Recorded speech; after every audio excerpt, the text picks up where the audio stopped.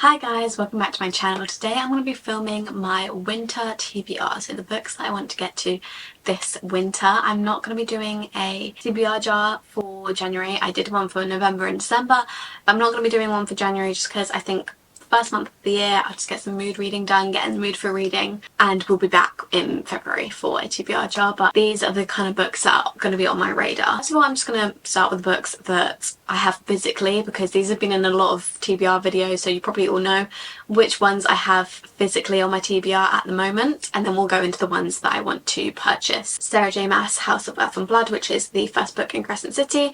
This has been on my TBR for so long, and I would really like to get to this one in the winter because I feel like it is just needed to be read in autumn and winter, and I've missed autumn now, so winter, okay?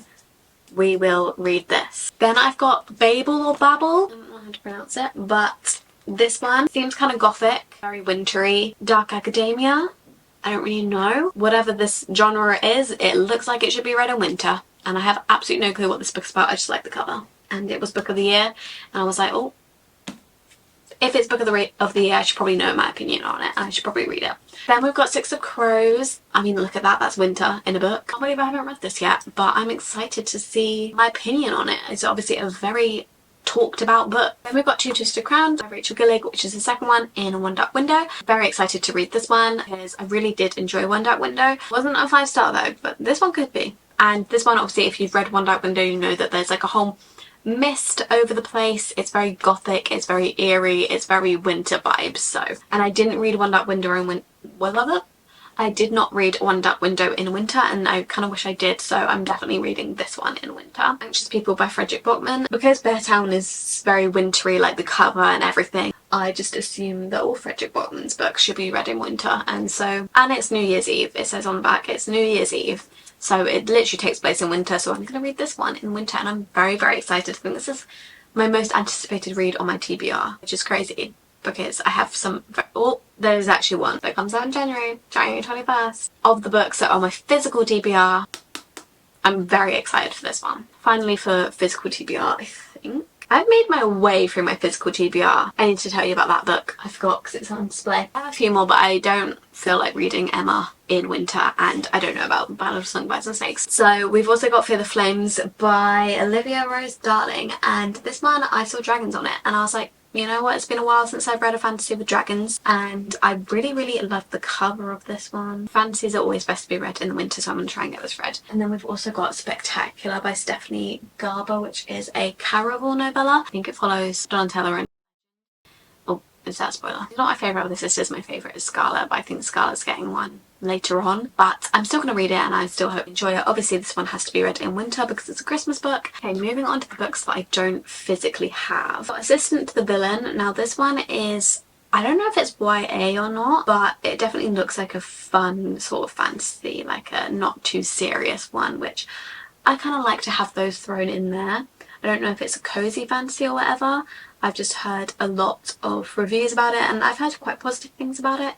And I think it looks quite fun. I'm not expecting it to be groundbreaking. Then I've got Then She Was Gone by Lisa Jewell, or just any Lisa Jewell book, because I really want to read some thrillers in the winter, because that's obviously the best time for thrillers. And I have never read a Lisa Jewell book, and I hear a lot of people talking about Lisa Jewell books, and I really want to read one. So just anything by Lisa Jewell, really. Then we've got Heartless Hunter, which is actually on my November-December's TBR, so I do definitely need to read this. I think it's called The Crimson Moth in the UK. I'm very excited to read this one. I've just heard a lot of good things. I think this one is a little bit more of a serious fantasy. I don't know if it's YA or not. Then I've got Us Against You, which is also by Frederick Bachman, and it's the second one in the Beartown series. I've been kind of putting it off until winter because I kind of wish I read Beartown in winter, and I didn't. So I've been putting off reading the second one until it's winter again. I really did enjoy Beartown. I don't really know what the continuation is going to be of Beartown. A lot of people say that they do like the sequel. It's not one of those sequels where people are like, I don't know why there needs to be a sequel. I don't like the sequel. I've seen a lot of people like the sequel, and it's got a 4.36 on Goodreads, which is pretty good. Then I've got Intermezzo by Sally Rooney. I don't know whether I want to read this or not. I obviously love Normal People, but Conversations with Friends wasn't my favourite, and I never read her next one after that, and so I don't know whether I want to read Intermezzo or not. I kind of do, just to know what my opinion is on it. Yeah, it's not desperate, but I might read it. Then we've got The Nightingale by Kristen Hanna, which is also on my November-December TBR, so I need to get to that as well. This one is one of my 5-star predictions. I think I'm really going to enjoy this. I see a lot of people crying at the end. I'm a bit scared. I don't often cry at books, but that's probably because I try to avoid sad books as much as I can. I'd rather read a happy one. We'll see if it makes me cry. We'll see what happens with that book. I'm kind of scared for it, but I'm definitely excited to read it. Then Quicksilver by Callie Hart is definitely making the rounds of TikTok at the moment, and I want to know what everyone's speaking about before the hype dies down. I want to know what everyone's talking about, so I definitely want to get to that one. Again, not much clue what it's about. It's just fantasy. Yeah, I don't really like the cover of it though. That's the only thing that puts me off. I don't like people on the cover. Then we've got When the Moon Hatched by Sarah A. Parker. I've seen very mixed reviews of this book. I think a lot of people say that the first part of this book kind of drags. I'm not completely sold on it, but I want to see what my opinion is on it because there's so many mixed reviews. I get intrigued to know what I would think. I think it's going to be one that requires quite a lot of effort though, so we'll see. Okay, and then in terms of books that aren't out yet, I can only think of 2 books that are coming out in winter that I have on my radar, but let me know if you can think of any more. Out in the Woods, is that the name of it? Out of the Woods.